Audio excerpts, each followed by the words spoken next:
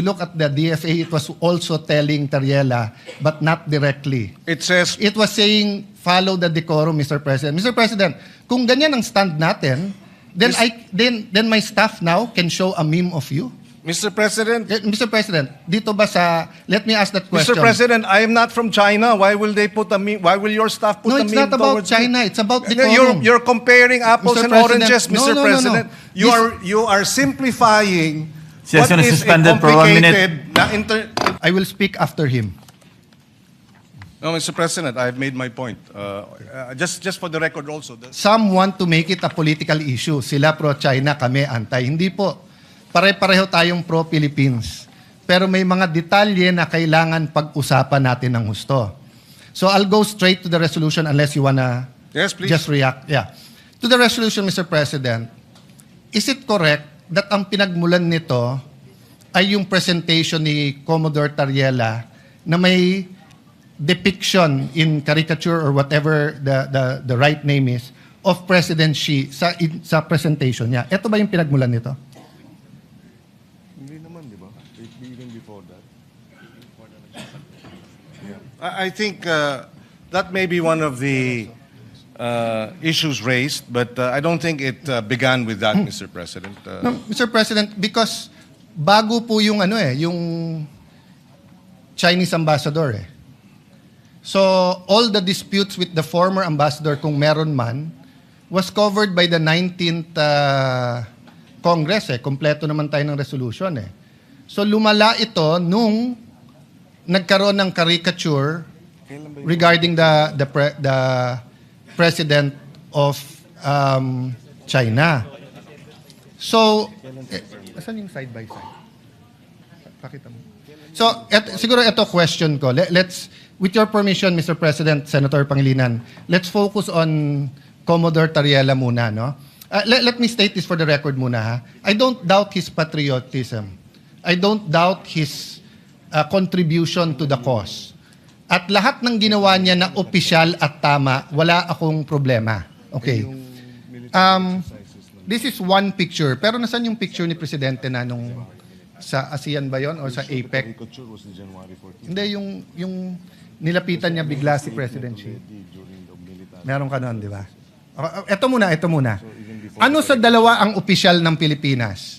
Yung mag-usap tayo, magdebate, ipaglaban natin atin, pero sa simbolo ng watawat at sa simbolo ng Pangulo ng bawat bansa, cordial tayo, or ang official ba natin ay umikot tayo at gumawa tayo ng mga caricature at siraan natin ang image ng presidente ng kabila?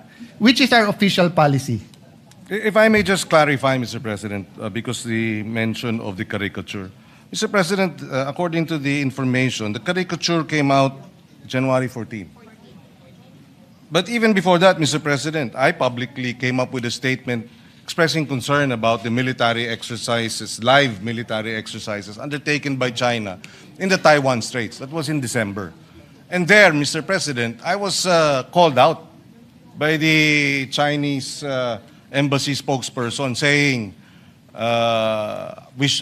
reminding me that I should respect the one China policy. And so the issue of Tariela cannot be isolated, Mr. President. Okay. So, and therefore, if I answer this, it is simplifying, Mr. President, the whole resolution into Tariela's statements. No, it's not, Mr. President. Mr. President, I'll go to the one China policy later on and why you were called out. Because if you remember, the president himself was called out. Exactly, But not Mr. by President. no, because that's their duty.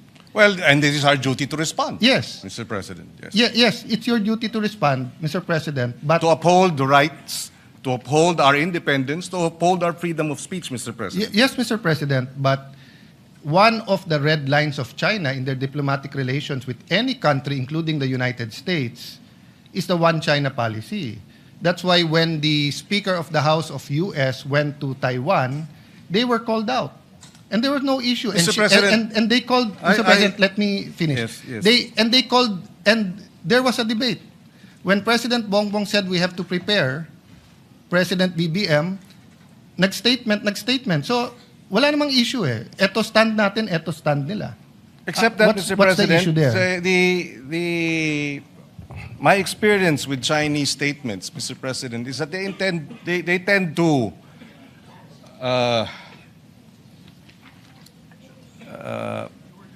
tend to be inaccurate, or they tend to make wrong, false accusations. Mr. President, I was chairperson of the Council of Asian Liberals and Democrats. Our organization was blacklisted by China. And the accusation was that the Council of Asian Liberals and Democrats, of which I was chairperson, was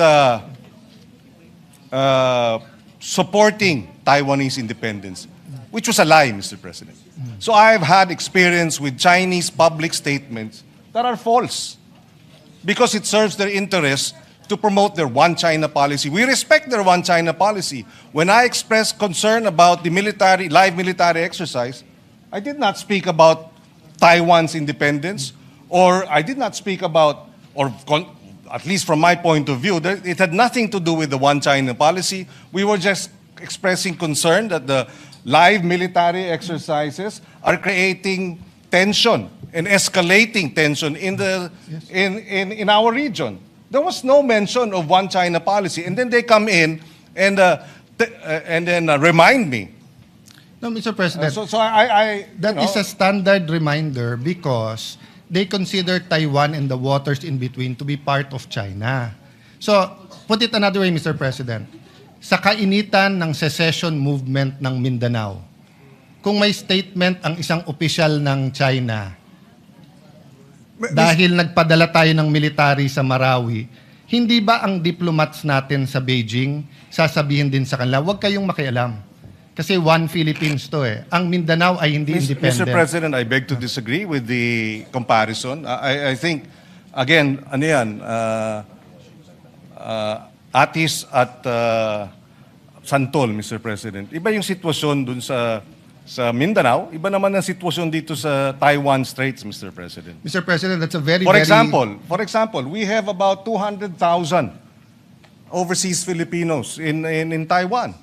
And so these live military exercises are a concern because an accident could lead towards, a shooting war, which we would, for the sake of our Filipinos overseas, we would like to ensure that nothing like that happens. No, I agree with you, Mr. President. And I agree with your statement, and I agree na sana hindi invade yung Taiwan. What I'm saying is it's the duty of their diplomats na sumagot. So if there were 200,000 Chinese in Mindanao, and we had live exercises, i-invade yung Marawi, yung ating diplomat ay aangal pa rin sa Beijing because it's their duty. Diba? But to move on from that, Mr. President, okay, going back to Commodore Tariela, sa resolution nyo po kasi nakalagay dito in their performance of the official duties. So, tinanong ng ambassador ng China sa DFA, official ba yan? Which is tama and normal. So, if in Beijing, yung isang general doon ay maglabas ng caricature ni BBM, ipare-recall natin yung ambassador natin doon pag hindi siya nagtanong, nag-protest na bakit, at pag hindi sinabing official ba yon. Kasi yung Pangulo natin takes effort and time for good relations despite the dispute. Tapos yung general, naka-uniforme pa siya, on official time, will show this caricature. So my point, Mr. President, is naghahalo-halo kasi itong resolution na to kung ano tama't mali. Let's assume, I will not grant because hindi ko alam yung statements niyo, Mr. President. I have to admit that. Okay? Pero naghahalo din yung statement si Tariela. We cannot pass this resolution saying that Commodore Tariela is correct because he's wrong. If he just simply stated, I love the Philippines, I will fight for our territory, I'll fight for our sovereignty rights, I will do my duty, but sorry, dahil uminit ulo ko, nilabas ko to, pero hindi official yan. Tapos tayo. We beg to disagree, Mr. President, that Mr. Commodore Tariela is mistaken. So, we would not have put this resolution and authored it if we felt See, Mr. so Tarek that's what I Commodore. want to elicit. So the authors of this resolution is saying, pwede. So kung ang official ng presidente is to have certain decorum sa presidente ng China, pwede yung isang general hindi sumunod. Ang sa kanya, bastusin natin yung Pangulo Mr. ng President, isang bansa. that is his interpretation? No. Bastos yun. No, that is your interpretation. No. So if I No, ask them well, now... Mr. President, we beg to disagree. Can you show the slide? Mr. ulit? President, we beg Mr. to disagree. President, The Department of National Mr. President, Defense tignan nyo naman po. has issued a statement condemning China's remarks, Mr. No, President. we're not talking about... Mr. President, if you look at the DFA, it was also telling Tariela, but not directly. It says, It was saying, follow the decorum, Mr. President. Mr. President, kung ganyan ang stand natin, then my staff now can show a meme of you. Mr. President, Mr. President, dito ba sa... Let me ask that question. Mr. President, I am not from China. Why will they put a meme? Why will your staff put No, a it's meme not about towards me? China. It's about decorum. You're comparing apples Mr. and President, oranges, no, Mr. no, no, no. President. You are simplifying what Session is is a suspended for 1 minute. complicated I will speak after him. No, Mr. President, I have made my point. Just for the record also, the resolution does not make mention of the caricature, so I'm not sure where Yes. where the point of the caricature is being Mr. President. pointed out. I will go there after this point, Mr. President. No.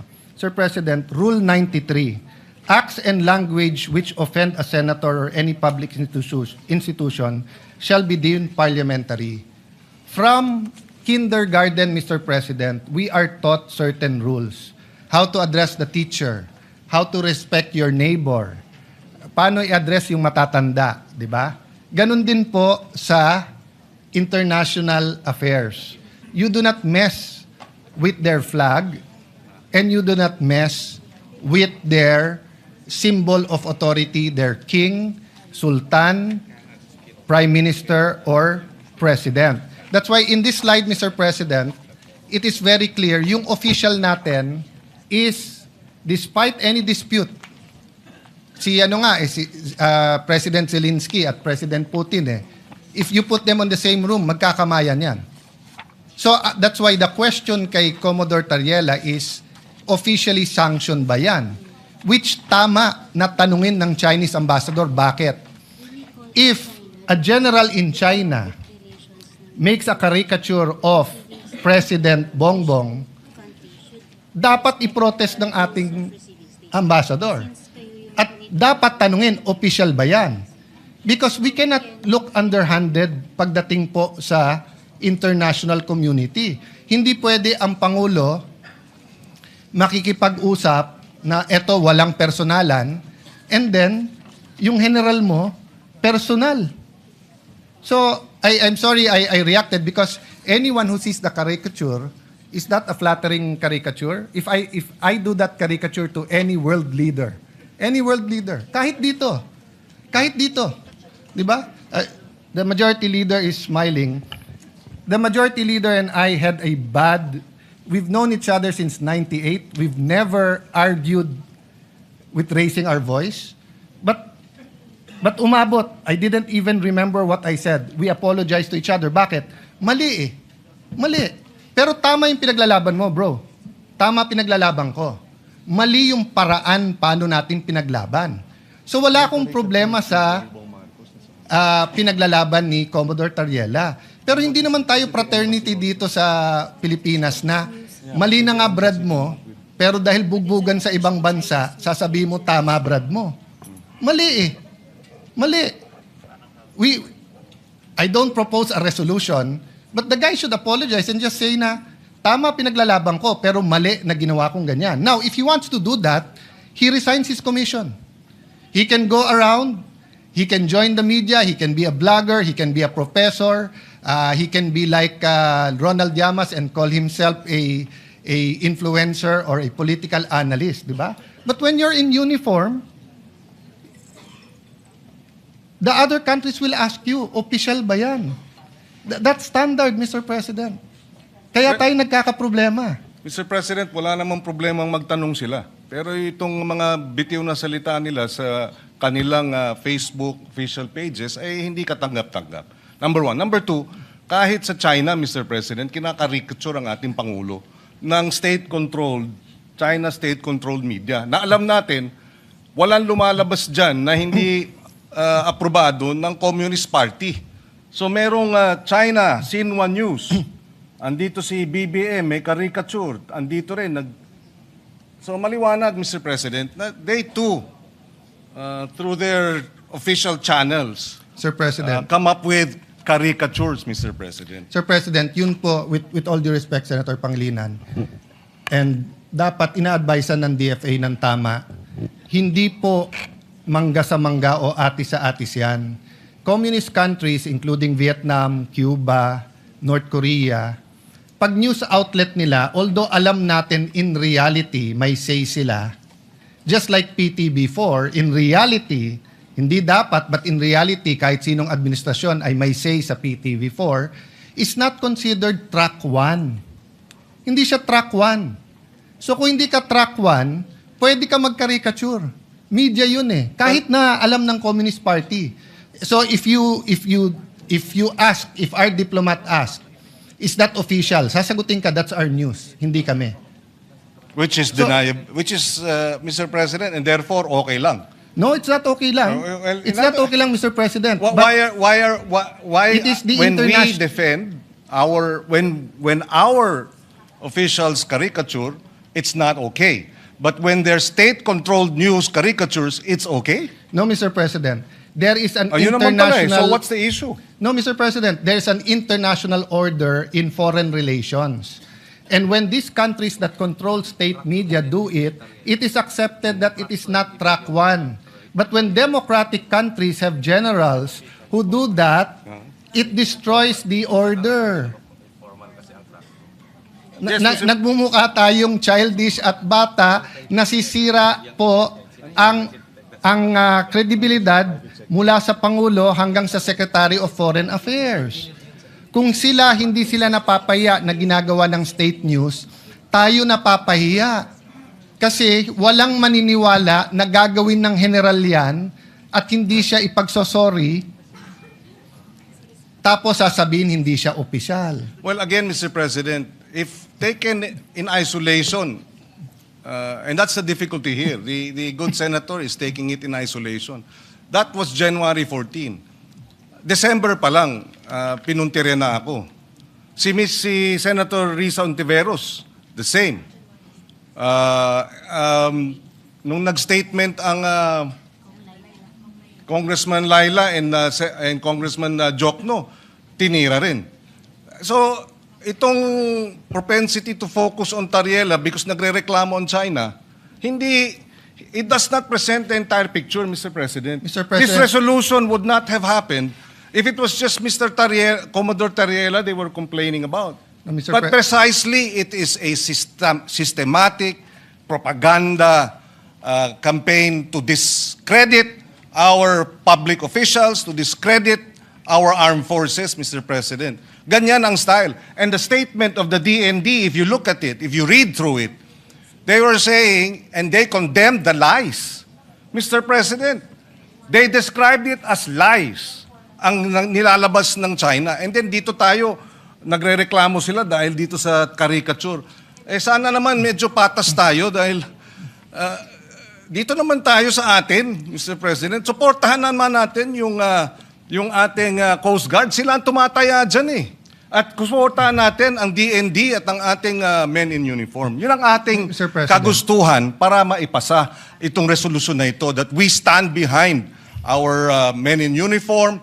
We oppose and we condemn the lies, the disinformation, and the maligning being undertaken by China against the senators, against congressmen, against our men in uniform. Mr. President, ganun lang kasimple ito. Hindi na dapat pinahaba pa at pinatatagal pa to, Mr. President. Mr. President, that's his opinion that hindi to pwedeng pahabain. This affects OFWs. This affects our ailing economy. This affects our being a Christian nation. This affects moral ascendancy.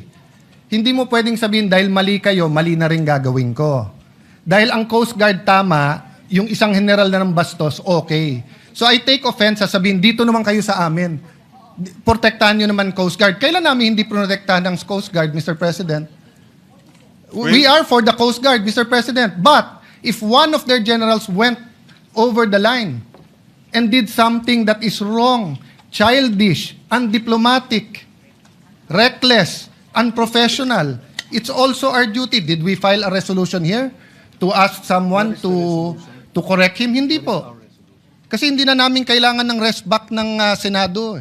Pag kami nakakapag-debate sa Russian ambassador, American ambassador, hindi namin kailangan rest back ng Senate.